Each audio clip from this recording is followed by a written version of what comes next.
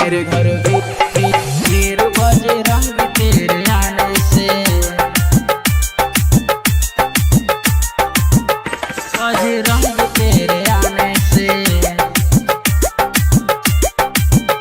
बजरंग तेरे आने से। मंगलमय लगे ये दिन बड़े सुहाने से, मंगलमय लगे ये दिन बड़े सुहाने से।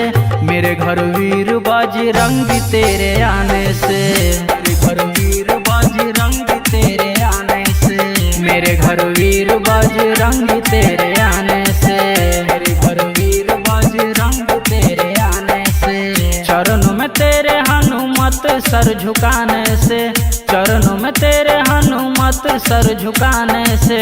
मेरे घर वीर बजरंग तेरे आने से,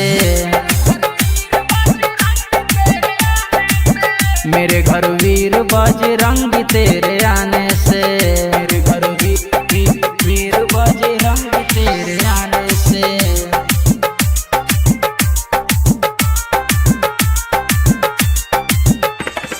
डीजे विकास, बजरंग तेरे आने से।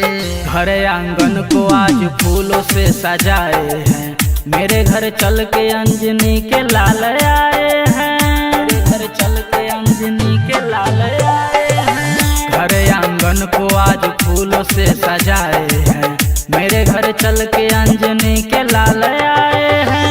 दुख दूर हुए कह दूं ये जमाने से, दुख दूर हुए कह दूं ये जमाने से। मेरे घर वीर बजरंग तेरे आने से,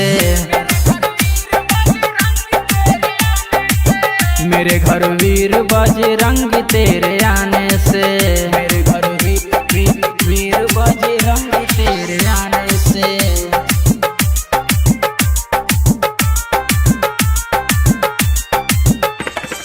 डीजे विकास, बजरंग तेरे आने से। संकट मोचन आप ही तो कहते हैं, प्यार हमेशा भक्तों पर बरसाते हैं, प्यार हमेशा भक्तों पर बरसाते हैं। संकट मोचन आप ही तो कहते हैं, प्यार हमेशा भक्तों पर बरसाते हैं।